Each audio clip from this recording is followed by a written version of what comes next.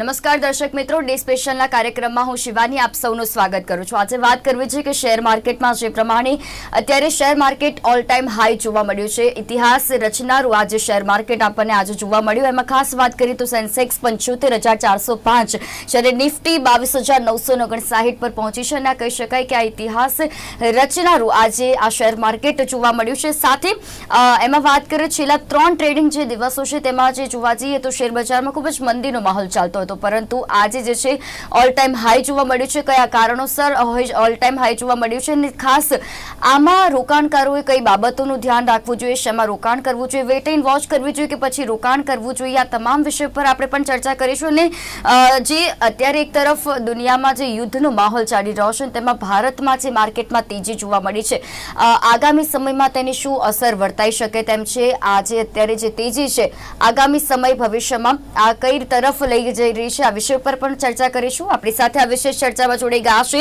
નીતિન પાઠક કે જેઓ સીએ છે અને સાથે બ્રિજેશ પરીખ કે જેઓ ફાઇનાન્શિયલ એક્સપર્ટ છે. આ બંનેનું હાર્દિક સ્વાગત છે. નમસ્તે. સૌપ્રથમ નીતિનજી, આપણે અત્યારે વાત કરીએ કે અત્યારે share market all time high જોવા મળ્યું છે, શું કહેશો સૌપ્રથમ? આમાં એવું છે કે અત્યારે આપણે જે શેર માર્કેટ શેના પર ડિપેન્ડ છે એની વાત કરીએ તો અત્યારે લોકોની જે શેર માર્કેટ છે એક્સપેક્ટેશન ઓફ ઇન્વેસ્ટર શું છે, ફંડ મેનેજર શું વિચારે છે, એફઆઈઆઈ શું વિચારે છે, બેર અને બુલ માર્કેટની એક ગેમ હોય છે, એક ઉપર ખેંચી જાય એક નીચે ખેંચી જાય. અને આ બધામાં અત્યારે મેઇન પોઈન્ટ જોઈએ ને તો ઇલેક્શનમાં રિઝલ્ટ શું આવશે એની એક્સપેક્ટેશન ઉપર શેર માર્કેટ ચાલે છે. હવે તમે જુઓ તો અત્યારે લોકો બધા 400-370 ગમે તે કે પણ મોદી સાહેબ ગવર્મેન્ટની ગમે એટલી સીટ આવશે પણ શેર માર્કેટ હંમેશા તેજી રહેશે. એના હું તમને ધીમે ધીમે કરતીને આખા આપણું જયારે કન્ક્લુઝન થશે ત્યારે તમને લાગશે કે શેર માર્કેટમાં ભલે ઇન્વેસ્ટર હોય, હું અત્યારે મોટાભાગે ઇન્વેસ્ટરની વાત કરીશ, જે પણ ઇન્વેસ્ટર અત્યારે જશે એને લોંગ ટર્મમાં ફાયદો થવાનો છે. કારણ કે આપણી ઇકોનોમી છેલ્લા 10 વર્ષમાં છેલ્લા એની પહેલા પણ જે રીતે ગવર્મેન્ટે જે સ્ટેપ લીધા છે એ ગવર્મેન્ટ મોદી ગવર્મેન્ટ આવશે કે નહીં આવે પણ એ આગળ ચાલતું જ રહેશે. અને તમે માર્કેટ એનાલિસિસ દ્રષ્ટિએ તમે જુઓ કે ટ્રમ્પ છે યુએસએમાં કે છે, યુએસએમાં જો ટ્રમ્પ જીતશે તો ઇલેક્શનનો માહોલ ત્યાં આગળ લોકોનું શેર માર્કેટ ઉપર જશે એવું માનવું છે. અને જો ત્યાંનું માર્કેટ ઉપર જશે તો ઇન્ડિયાનું પણ માર્કેટ ઉપર જશે. તો ટ્રમ્પ જીતશે કે નહીં એના પર બી ઇન્ડિયામાં અસર પડશે. અત્યારે યુકેમાં ઇલેક્શન ડિક્લેર થઈ ગયું છે, બરાબર. અને અત્યારે જે યુક્રેન અને જે વોર ચાલે છે, બરાબર, ગાઝામાં, તો આપણા લોકો એવું વિચારે છે, આખા વર્લ્ડને એવું ફીલ થયું છે કે ઇન્ડિયાને આમાં ઇલેક્શનમાં ઇન્ડિયાને આમાંથી ઘણું બધું શીખવા મળે છે. તમે રશિયા અને યુક્રેનની વોર જુઓ તો અત્યારે આપણને ઇન્ડિયાને યુક્રેનને લીધે આપણને સસ્તા આપણને એનર્જી અને ઓઇલ મળે છે, એને લીધે એ પણ ક્રેડિટમાં મળે છે. એને લીધે આપણે ઇન્ડિયામાં કેટલું બધું ફંડ આવ્યું છે.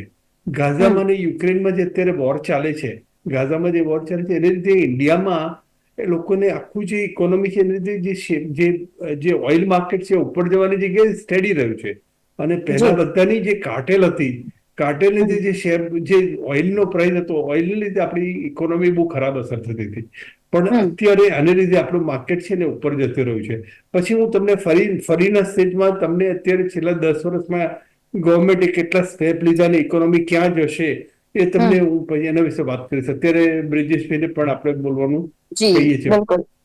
બ્રિજેશજી, જે પ્રમાણે આપણે જી બ્રિજેશજી, હવે જે નીતિનભાઈએ વાત કરી એ ટેકનિકલ પોઈન્ટ છે, પણ ફંડામેન્ટલી જોવા જઈએ તો હમણાં આપણે ફાઇનાન્શિયલ યર 24ના જે રિઝલ્ટ ડિક્લેર થયા છે એ રિઝલ્ટમાં આપણે 2020 થી અત્યાર સુધીમાં આપણી જે ઈપીએસ છે, ઈપીએસમાં જે ગ્રોથ જોવા મળ્યો છે અર્નિંગ પર શેર, સેન્સેક્સના અને નિફ્ટીના ઈપીએસમાં એ જે ગ્રોથ જોવા મળ્યો છે, જે નોર્મલી માર્કેટનું કેવું હોય છે શોર્ટ ટર્મમાં એ જે આ બધી યુદ્ધ છે કે ઇકોનોમિક એક્ટિવિટી શોર્ટ ટર્મ જે આવી હોય છે એની પર શોર્ટ ટર્મ માર્કેટ એની પર રિફ્લેક્ટ કરે ઇન્ક્લુડિંગ ઇલેક્શન્સ, પણ લોંગ ટર્મમાં એ હંમેશા કંપનીના રિઝલ્ટને ચેઝ કરે. ફંડામેન્ટલી લાંબા ગાળે એ કંપનીના રિઝલ્ટ સારા આવે તો એના બેઝ ઉપર માર્કેટ, જે કંપનીના રિઝલ્ટ સારા હોય એના માર્કેટના શેરના ભાવ વધવાના. અને 2020 જે કોવિડના કારણે જે ઇકોનોમીમાં જે ડાઉનટર્ન આવેલો એ પછીની જે રિકવરી છે, એટલે 2020 પછી જે માર્કેટના ઈપીએસમાં જે વધારો થયો છે, કંપનીના રિઝલ્ટમાં જે વધારો થયો છે એને માર્કેટ અત્યારે ચેઝ કરે છે. અને સાથે સાથે માર્કેટ હંમેશા ફોરવર્ડ લુકિંગ હોય આજે માર્કેટમાં 2 વર્ષ પછીના કંપનીના 1 કે 2 વર્ષ પછીના કંપનીઓના જે એક્સપેક્ટેડ રિઝલ્ટ હોય છે એને એ ચેસ કરતું હોય છે. એટલે ટેકનિકલ જે રીઝનો આપણને નીતિનભાઈ કીધા એ પણ રોલ પ્લે કરે છે, અને સાથે સાથે લોંગ ટર્મમાં કંપનીના જે રિઝલ્ટ આવતો હોય એ પણ રોલ પ્લે કરે છે. સાથે સાથે એક આશાવાદ છે કે જ્યારે મોદી ગવર્મેન્ટ આવશે તો જે નીતિનભાઈ 10 વર્ષની વાત કરે છે મોદી સરકારના, એ 10 વર્ષમાં એમણે જે ઇકોનોમિક અને પ્રો બિઝનેસ જે ડિસિઝન લીધેલા છે આપણી ઇકોનોમિક ગ્રોથને આગળ વધારવા માટે, અને એના કારણે આપણી ઇકોનોમી અત્યારે વર્લ્ડની 5th લાર્જેસ્ટ ઇકોનોમી, અને ઇટ ઇઝ એક્સપેક્ટેડ કે વેરી શોર્ટ સ્પાનમાં આપણે 4th લાર્જેસ્ટ ઇકોનોમીમાં અપગ્રેડ થવાના છીએ. તો એ જે ઇકોનોમિક ગ્રોથ છે એ પણ શેર માર્કેટ ચેસ કરવાનું, અને શેર માર્કેટ જ્યારે એ દિશામાં આગળ વધશે એના કારણે રોકાણકારોને બેનિફિટ મળે છે, અને રોકાણકારોને જ્યારે બેનિફિટ મળે છે ત્યારે નેચરલી એમનું જે એલોકેશન ટુવર્ડ્સ ઇક્વિટી માર્કેટ એ વધે છે, જેનું ઇન્ડિકેટર જોવું હોય તો છેલ્લા 2-3 વર્ષમાં એસઆઈપી જે મંથલી એસઆઈપી ઇનફ્લો જે જોવા મળે છે એ મંથ ઓવર મંથ વધતો જાય છે. એટલે કે રિટેલ રોકાણકારોનું સાથે સાથે ઓફકોર્સ મ્યુચ્યુઅલ ફંડ સહીએ કેમ્પેન જે એમપીએ રન કર્યું હતું, જેના કારણે એક મોટો ઇનફ્લો છે એ ડોમેસ્ટિક ઇન્વેસ્ટર તરફથી પણ ગયો છે. એટલે પહેલા માર્કેટમાં એવું કહેવાતું કે ભાઈ એફઆઈઆઈ છે એ જ્યારે પૈસા જે દિશામાં ફરે એ દિશામાં માર્કેટની દિશા થાય. તો તાજેતરમાં આપણા કેલેન્ડર યરમાં જોવા જઈએ તો FII has been net sellers, એટલે લગભગ 30,000 કરોડ રૂપિયા જે કરતા વધારે રકમ એને આ એક કેલેન્ડર યરમાં વિડ્રો કરી છે, પણ તો પણ આપણું માર્કેટ પોઝિટિવ દિશામાં જાય છે. એનું કારણ એ છે કે આપણા રિટેલ ઇન્વેસ્ટરોની અને ડોમેસ્ટિક જે ઇન્સ્ટિટ્યુશનલ ઇન્વેસ્ટર છે, મ્યુચ્યુઅલ ફંડ છે કે એ બધા પાસે પુષ્કળ આપણા રિટેલ ઇન્વેસ્ટરોના પૈસા આવે છે, અને એના કારણે ડિમાન્ડ અને સપ્લાયનો જે સિનારીઓ છે એમાં પૈસા ચેસ કરે છે ઇક્વિટીને સારી કંપનીઓને, અને એ પણ એક રોલ પ્લે આ માર્કેટની દિશામાં કરી રહ્યો છે. જી જી બિલકુલ. એટલે બ્રિજેશજી, આપણે જે પ્રમાણે જોઈ રહ્યા છે કે અત્યારે માર્કેટમાં તેજી જોવા મળી છે, અને ખાસ કરીને એ જણાવશો કે આ અત્યારે માર્કેટની અચાનક જે તેજી જોવા મળી છે એના પાછળમાં આપને કયું કારણ લાગી રહ્યું છે?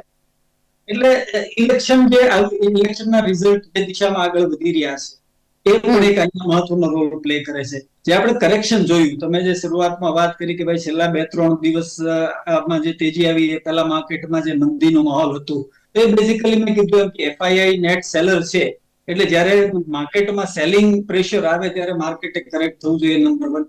નંબર 2, ઘણી બધી વાર આ પ્રકારના ઇન્ટરમિનન્ટ જે કરેક્શન હોય છે માઇનોર, એ ઇન્ટરમિનન્ટ કરેક્શન ઘણીવાર જે નીતિનભાઈ વાત કરી કે બેર અને બુલ વચ્ચેની જે વોર ચાલતી હોય છે કે જેમાં બેર છે એ માર્કેટને નીચે ખેંચવા ટ્રાય કરે અને બુલ છે, તો એમાં પણ એ વોર જે ચાલતી હોય છે એમાં ઘણીવાર થોડો અપર એન્ડ રહેતો હોય છે બેરનો, અને ઘણીવાર અપર એન્ડ થઈ જતો હોય છે બુલનો. તો એ પણ એક ટગ ઓફ વોર જે આપણે કહીએ છીએ એ પણ એક રીઝન છે કે માર્કેટ જે આપણે 3-4 દિવસ પહેલા માર્કેટને આપણે એવું જોઈ રહ્યા હતા કે માર્કેટમાં કરેક્શન ચાલી રહ્યું છે અને માર્કેટમાં ભાવ ઘટી રહ્યા છે, અને છેલ્લા 3 દિવસમાં આપણને સડન તેજી જોવા મળી. તો એ બેઝિકલી એન્ટિસિપેશન કે ભાઈ જે ઇલેક્શન આગળ વધી રહ્યા છે જે દિશામાં, એમાં માર્કેટ એન્ટિસિપેટ કરે છે કે ભાઈ બીજેપીની ગવર્મેન્ટ કન્ટિન્યુ કરશે, અને બીજેપી અને વિજયજી આપણને વિશ્વાસ તો જેમ અમિત શાહનો ઇન્ટરવ્યુ, તો અમિત શાહ ઇન્ટરવ્યુમાં પણ કીધું હતું કે આગામી સમયમાં લોકસભા ચૂંટણીના રિઝલ્ટ ડિક્લેર થશે ત્યારબાદ માર્કેટમાં અચાનક ઉછાળો આવશે, તેજી જોવા મળશે. વડાપ્રધાનના પણ વારંવાર તેમના દ્વારા પણ કહેવામાં આવ્યું છે, એટલે ક્યાંક એના પણ સંકેત જોવા મળી રહ્યા છે કે આગામી સમયમાં શેર માર્કેટમાં વધારે હજી ઉછાળો, વધારે હજી તેજી જોવા મળે તેવી પણ શક્યતા જોવા મળી રહી છે. વેલ નીતિનજી, આપણે જે પ્રમાણે બ્રિજેશભાઈએ પણ વાત કરી કે અચાનક તેજી પાછળનું કયા કારણ હોઈ શકે, હવે માર્કેટ સાથે આપણે સિલ્વર ગોલ્ડની વાત કરીએ તો ગોલ્ડ સિલ્વરમાં પણ તેજી, શું કોઈ મોટા કરેક્શનના સંકેત આપને લાગી રહ્યા છે? મને સિલ્વર ગોલ્ડ મેડલમાં તો મને કોઈ આઈડિયા નથી, પણ મને શેર માર્કેટ તો આ છે ને તેજી ચાલુ રહેશે. બીજું, શેર માર્કેટમાં 2 જાતના લોકો હોય છે કે જે લોકો ટેમ્પરરી ઇન્વેસ્ટ કરીને નીકળી જતા હોય છે, એ લોકોને ખાલી એટલો રસ હોય છે કે એમને પોતાનું આઈઆઈઆર જે મળી રહે. જ્યારે અત્યારે મોટાભાગના આપણા જે સાંભળવા વાળા છે મોટાભાગે હું તમને કહું કે આ શેર માર્કેટ તમે ગમે ત્યારે એન્ટર થશો, જો તમે 10 વર્ષ 15 વર્ષ માટે 5 વર્ષ માટે એન્ટર થશો તો તમને 15% ઇન્વેસ્ટમેન્ટ 100% મળશે. અને ઇવન આપણે ઇકોનોમીની વાત ના કરીએ પણ તમે સપોઝ બીએસસી ઇન્ડેક્સના કોઈ મ્યુચ્યુઅલ ફંડમાં રોકી દો, નિફ્ટીના મ્યુચ્યુઅલ ઇન્વેસ્ટમેન્ટમાં રોકી દો, તો આગળ ખર્ચો પણ ઓછો હોય છે, પણ તમને સ્ટેટ બેંક કરતા પણ એ સેફ છે અને તમને 15% return over A period of મળશે. હવે બીજું, આપણે આ જે શેર માર્કેટ ઉપર જાય છે એનું એક રીઝન જોઈએ તો ગવર્મેન્ટે અત્યારે કીધું છે 2047માં આપણો કન્ટ્રી એક ડેવલપ ઇકોનોમી તરીકે આવી જશે. જી બરાબર. બીજું 2036 આપણે જે ઓલિમ્પિક રમાશે એના માટે બિલકુલ. મોટાભાગની શક્યતા છે 2036 આવી જશે. પીપીમાં આપણે પીપીપી એટલે જે આપણી જે ઓવરઓલ ઇકોનોમી છે આપણો 5મો નંબર આવી જ જશે અને 2030 ઇકોનોમી 7 ટ્રિલિયન ઇકોનોમી થઈ જશે. 7 ટ્રિલિયન ઇકોનોમી એટલે અત્યારે જે છે એના કરતા 6 વર્ષમાં આપણી પાસે ઓલ ઓવર ઇન્ડિયામાં આપણી પાસે ડબલ પૈસા હશે. અને આની લીધે શેર માર્કેટમાં અત્યારે તમે જુઓ પહેલા એવું કહેવાતું હતું કે એફઆઈઆઈ જયારે પૈસા લઈ જાય ત્યારે શેર માર્કેટ ઉપર જાય, એફઆઈઆઈ બહાર નીકળે ત્યારે શેર માર્કેટ નીચે જાય, પણ એવું છે જ નહીં. અત્યારે તમે જુઓ તો જે અત્યારે જે 2024માં ઇલેક્શન પહેલા ગવર્મેન્ટે જે કીધું કે અમારા રેલ પ્રોજેક્ટમાં આટલું થયું, આ બધું થયું, એના એ તમને અગર હું તમને ભૂતકાળમાં લઈ જાઉં, યુએસએ જયારે વર્લ્ડ વોર 2 થઈ પછી એમણે એમની ઇકોનોમી ડેવલપ કરવા માટે એમણે શું કર્યું? એમણે એમનો ડિફેન્સમાં એક્સપેન્ડિચર વધાર્યો, R&Dમાં ઇન્વેસ્ટમેન્ટ વધાર્યું, એમણે રોડ અને ડેવલપમેન્ટ પાસે એટલા બધા પૈસા ખર્ચ્યા અને એમની ઇકોનોમી અત્યારે વર્લ્ડમાં અત્યારે ડોમિનેટ કરે છે. એ જ વસ્તુ ચાઇનાએ કરી. ચાઇનાએ જયારે એમનું જયારે ઇકોનોમી જયારે લઈ તેમણે બુલેટ ટ્રેનથી આખા દેશોમાં કરી, મેટ્રોમાં એ લોકો ઇન્વેસ્ટમેન્ટ કર્યું, રોડ અને રેલમાં એમણે જે ઇન્વેસ્ટમેન્ટ કર્યું, એમણે ડિફેન્સ પાછળ ખર્ચો કર્યો, R&D પાછળ ખર્ચો કર્યો અને એમને ત્યાં એમણે એક કલ્ચર ડેવલપ કર્યું. 100 અવર્સ એ વીક એક કલ્ચર હતું. અને એ લોકો શું કરતા હતા કે જેમ નરેન્દ્ર મોદી સાહેબે બી અત્યારે તમે એક વાતમાં કીધું કે હું મોટા ભાગના ઇન્ડસ્ટ્રીયલિસ્ટને બોલીશ કે તમારે શું જોઈએ છે, હું તમને બધું આપવા તૈયાર છું. એમને એક જ વસ્તુ કે મારે એક જ વસ્તુ છે કે મારે મારા જે લોકો છે, પોપ્યુલેશન છે, એને કામ મળવું જોઈએ. આ જે એમની નીતિ છે એને લીધે એ જે ચાઇનાએ અપનાવી, જે યુએસએ અપનાવ્યું, એ જ આપણા કન્ટ્રીમાં આપણા મોદી સાહેબ અપનાવે છે. એટલે અને અત્યારે ઇન્ડિયામાં જે હાઈએસ્ટ યંગેસ્ટ પોપ્યુલેશન છે એને લીધે ઇન્ડિયાનો ગ્રોથ થવાનો છે. એટલે શેર માર્કેટ જે અત્યારે બીઓન્સીમાં જે ટોપ પર દેખાય છે એ ખરેખર અંતે પણ વધારે ટોપ પર જશે.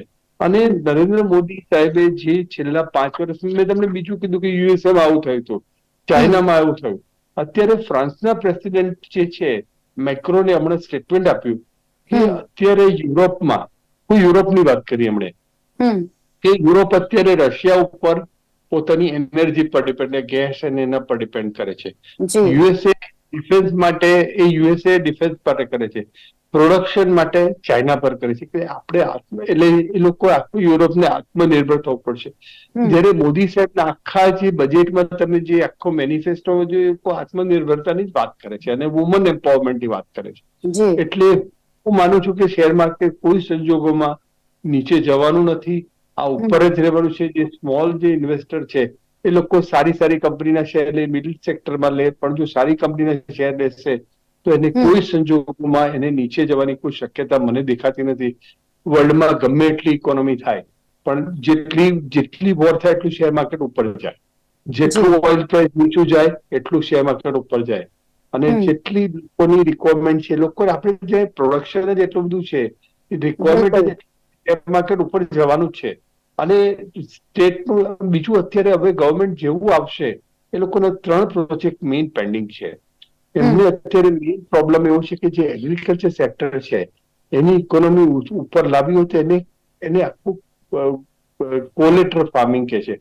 બધા ફાર્મ જે એગ્રીકલ્ચર સેક્ટરને જે મોટા સેક્ટરને આપી દે અને એમાં પીપીપી કરી ફાર્મર જોડે પાર્ટનર કરે તો ફાર્મરનું જે વેલ્યુ છે, એમની જે એગ્રીકલ્ચરની જમીનનો ભાવ ઓછો આવે, એમની પ્રોડક્ટ વધે. જે એક વખત એમને લો લાયા હતા પણ એ લોકોએ ઇલેક્શનને લીધે પાછું મૂકી દીધું. બહુ સારું. બીજું અત્યારે જયારે કોઈ પણ મેટ્રો કે કોઈ પણ ઇન્ડસ્ટ્રી નાખી તો land acquisition is biggest problem. હવે જયારે લેન્ડ આપે છે તો અત્યારે જે માર્કેટ છે એના કરતા 5 કે 6 ગણા ભાવ વધારે આપે છે. અને તમે બીજે ભાવ કરીને તમારી જગ્યા જતી રહે છે એવું કોઈ ફિલિંગ કરવાની જરૂર જ નથી. એટલે આ એક બીજો એક તે લોકો તરત લાવશે. ત્રીજો એમનો એક મેજર પ્રોબ્લેમ છે, labour law is a biggest problem. એ લોકો લેબર લોમાં પણ મોટા ભાગનું એ લઈ આવશે, લિબરલાઇઝેશન કરશે. બીજું અત્યારે ત્રીજો એક મોટો ઇસ્યુ એમને શું આવી રહ્યો છે, ગવર્મેન્ટને એમનું એક્સપાન્શન ઇકોનોમી માટે સેન્ટ્રલ સ્ટેટનું કોઓર્ડિનેશન છે. પણ જયારે ગ્રામ પંચાયત આવે છે, એએમસી આવે છે, મ્યુનિસિપલ કોર્પોરેશન, ત્યાં આગળ એ લોકોને બહુ અડે છે. એ લોકો એના માટે પણ એક બેંક કનેક્ટિવિટી કરશે. આ બધું થશે એટલે ઓવરઓલ માર્કેટ ઉપર આવશે. હું તમને પછી પેલા એમને બોલવા દે પછી હું ફરી એના માટે આખા એગ્રીકલ્ચર બીજે ક્યાં ક્યાં એ લોકો શું કરવાના છે એનું હું તમને આઉટલુક આપું છું. જી જી બ્રિજેશજી, આપણે જે પ્રમાણે અત્યારે વાત કરી રહ્યા છે તો સાથે આપનું શું માનવું છે કે માર્કેટની સાથે જેમ ગોલ્ડ અને સિલ્વરના આપણે જોયું કે તેમાં પણ ઉછાળો જોવા મળ્યો છે, તો આ કોઈ મોટા કરેક્શનના એંધાણ આપણને દેખાઈ રહ્યા છે? ના, એ કેવું છે કે નોર્મલી જે પ્રેશિયસ મેટલ આપણે ગોલ્ડ અને સિલ્વર ની વાત કરીએ ત્યારે એ હંમેશા જ્યારે કોઈ પ્રકારની વોર અથવા તો કોઈ ઇકોનોમિક અથવા કોઈ જીઓપોલિટિકલ સિચ્યુએશન જ્યારે વર્લ્ડમાં આવે ત્યારે ગોલ્ડ અને સિલ્વર બીકોઝ પ્રેશિયસ મેટલ છે એને ગ્લોબલ કરન્સી તરીકે જોવામાં આવે છે.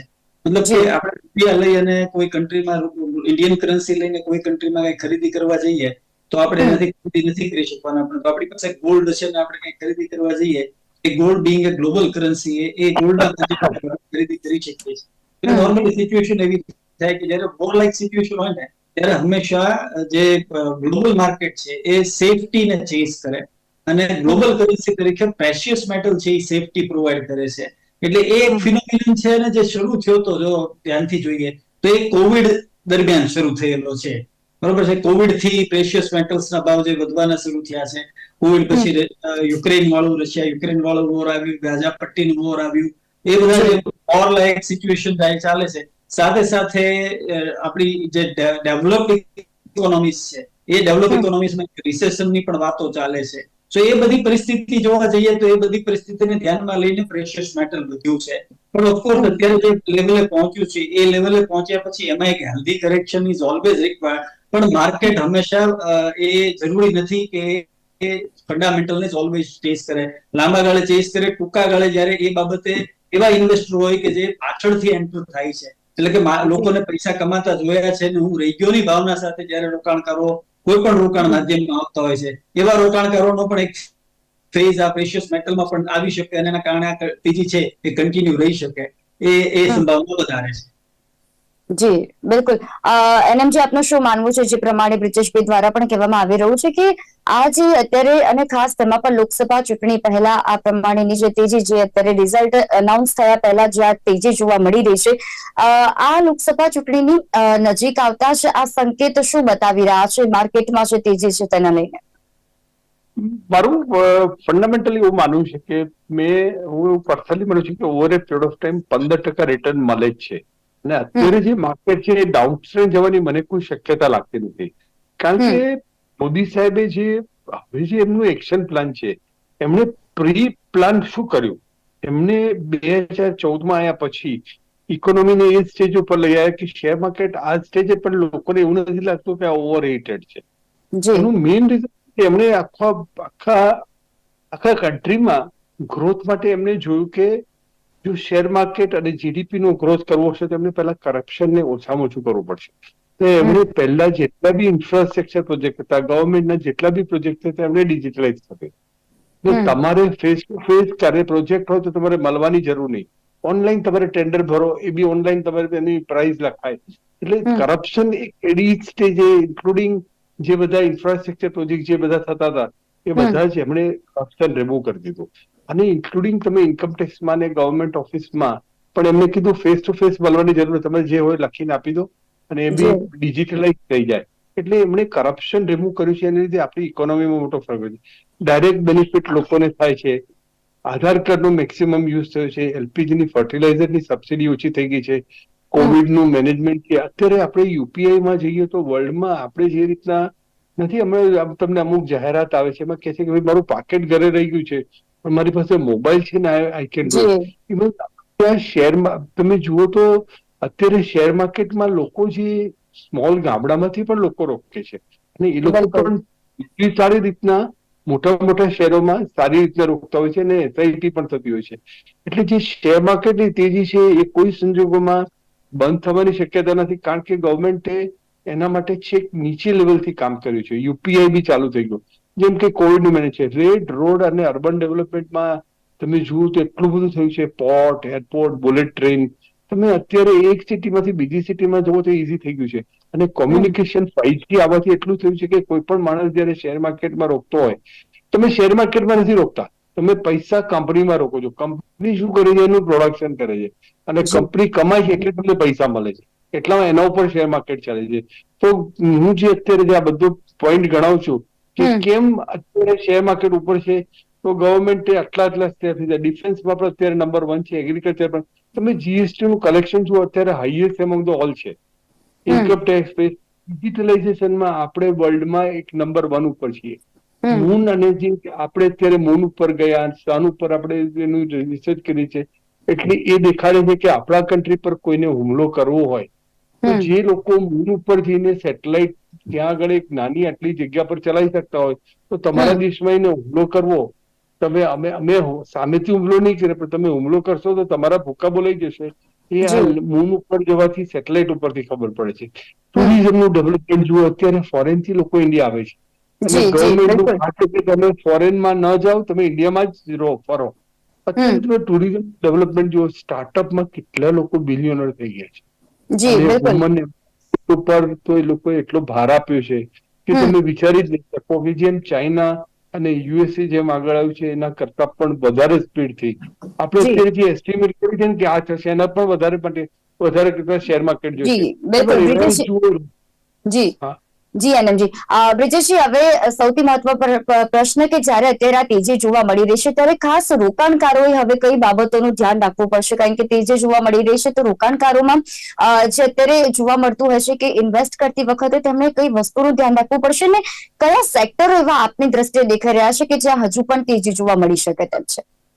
એટલે હવે જે રોકાણકારોએ ધ્યાન રાખવાનું છે એ રાખવાનું છે. તાજેતરના પાછલા જે 3-4 વર્ષમાં શેર માર્કેટ જે યુનિડાયરેક્શનલ દિશામાં તેજીની દિશામાં આગળ વધ્યું છે, એટલે એક પ્રકારનું એક કોમ્પ્લેસન્સી ઇન્વેસ્ટરમાં ન આવી જવી જોઈએ કે ભાઈ જે લોકો કોવિડ દરમિયાન આવ્યા છે, હું ઇન્વેસ્ટર સાથે ઇન્ટરેક્ટ કરતો હોઉં છું, એમણે એવું જોયું કે કોવિડમાં ઇન્વેસ્ટ કરવાનું શરૂ કર્યું છે અને અત્યારે રિટર્ન ઊંચા જોવા મળે છે.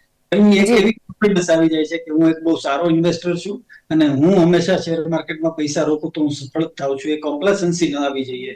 એટલે અત્યારે ઇન્વેસ્ટર પૈસા રોકે ત્યારે એ ઓવર કોન્ફિડન્સ નો શિકાર ન બને.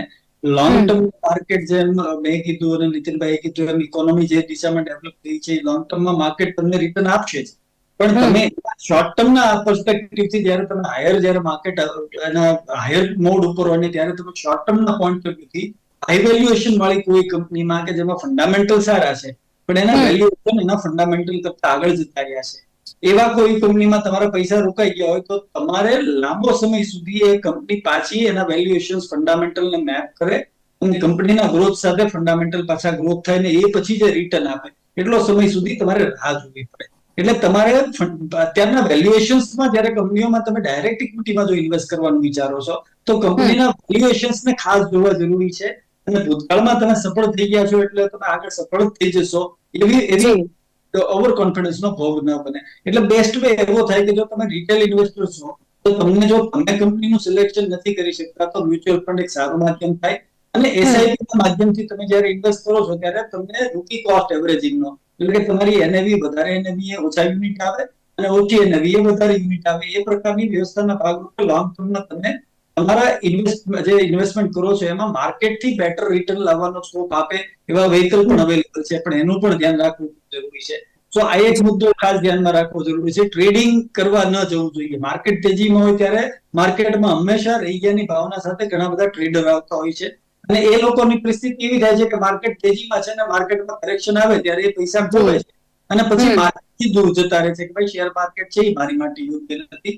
શેર માર્કેટ બધા પ્રકારના રોકાણકારો માટે યોગ્ય ઓપોર્ચ્યુનિટી પૂરી પાડે છે. તમારા બીજા સવાલનો જે કમ્પોનન્ટ છે એનો જવાબ આપું કયા સેક્ટરમાં જવું જોઈએ, તો ઇન્ફ્રાસ્ટ્રક્ચર સેક્ટરમાં તમે અત્યારે ઇન્વેસ્ટ કરી શકો કારણ કે આપણા દેશમાં ઇન્ફ્રાસ્ટ્રક્ચરમાં હજી જે છેલ્લા દશકામાં જે કામ થયું છે એની કરતા અનેક ઘણું કામ થવાનું અત્યારે બાકી છે. તો તમે ઇન્ફ્રાસ્ટ્રક્ચર છે એમાં તમે ઇન્વેસ્ટમેન્ટ કરી શકો.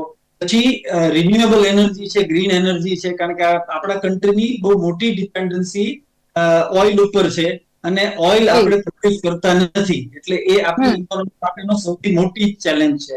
તો અત્યારની જે ગવર્મેન્ટ છે એની પોલિસી એવી છે કે ભાઈ ઓઇલ પરની ડિપેન્ડન્સી આપણી ઘટાડવી એટલે એવા એનર્જી બૂસ્ટર આપે છે. આપણે જોઈએ છીએ કે ઇલેક્ટ્રિક વેહિકલ ખરીદવા જાવ તો તમને સેન્ટ્રલ સ્ટેટ ગવર્મેન્ટ સબસિડી મળે છે. તમે સોલાર પેનલ એસ્ટાબ્લિશ કરો છો ઇલેક્ટ્રિસિટી માટે તો એમાં પણ ગવર્મેન્ટ સબસિડી આપે છે. સો ગવર્મેન્ટનો ક્લિયર છે કે વન ટાઈમ પૈસા આપો પણ આપણે રિકરિંગ જે ઓઇલ ઇમ્પોર્ટ કરવા પાછળ જે ડોલર ખર્ચવા પડે છે અને કરંટ એકાઉન્ટ ડેફિસિટ ફેસ કરવી પડે છે, જે આપણી ઇકોનોમી હર્ટ કરે છે, એમાંથી આપણા કન્ટ્રીને બહાર લાવવા માટે તમે રિન્યુએબલ એનર્જી છે, ગ્રીન એનર્જી છે, એવા સેક્ટરમાં તમે ઇન્વેસ્ટ કરો. હેલ્થકેરમાં આગલા વર્ષોમાં ઘણું બધું ડેવલપ થવાની છે, કારણ કે આપણી પોપ્યુલેશનની સામે આપણી હેલ્થકેર ફેસિલિટીઝ છે એ હજી એ સ્ટેજે એટલે એમાં પણ ઘણા બધા ગ્રોથરી છે. ઓફકોર્સ ટેકનોલોજી તો આપણી એવરગ્રીન સેક્ટર છે કે જેમાં તમે ઇન્વેસ્ટમેન્ટ કરી શકો. તો આ બધા સેક્ટર એવા છે કે જેમાં તમે ઇન્વેસ્ટર અત્યારે ઇન્વેસ્ટ કરવા માટે આગળ વધે, લોંગ ટર્મમાં બેનિફિટ, એટલે આવા સેક્ટરમાં ઇન્વેસ્ટમેન્ટ કરી શકાય. જી જી બિલકુલ. અને જે પ્રમાણે લોકસભા ચૂંટણી વચ્ચે જે શેર બજારમાં છે આ રેકોર્ડ બ્રેક અત્યારે હાઈ પર જોવા મળી રહ્યું છે, અને હજુ પણ કહેવામાં આવી રહ્યું છે કે હજુ પણ આ જે શેર માર્કેટ છે તેમાં ઓલ ટાઈમ હાઈ જે આજે જોવા મળ્યું છે તો હજુ પણ આગામી સમયમાં તેજી જોવા મળે તેવું બતાવી રહ્યા છે. પરંતુ આપે જે અહીંયા વાત કરી કે રોકાણકારોએ ખરેખર ઓવર કોન્ફિડન્સ થવાની અહીંયા જરૂર નથી, તેમણે આ બધી વસ્તુમાં ખૂબ જ ધ્યાન રાખવાની જરૂર પડશે. જે પ્રમાણે તમે સેક્ટરો જણાવ્યા છે એ પ્રમાણે જો ઇન્વેસ્ટ કરવામાં આવશે તો ચોક્કસપણે શેર માર્કેટ જે પ્રમાણે હાઈ જશે તો રોકાણકારોને પણ લાભ થશે. આ બંને અમારી સાથે આ વિશેષ ચર્ચામાં જોડાયા તે બદલ આપ બંનેનો આભાર. ધન્યવાદ.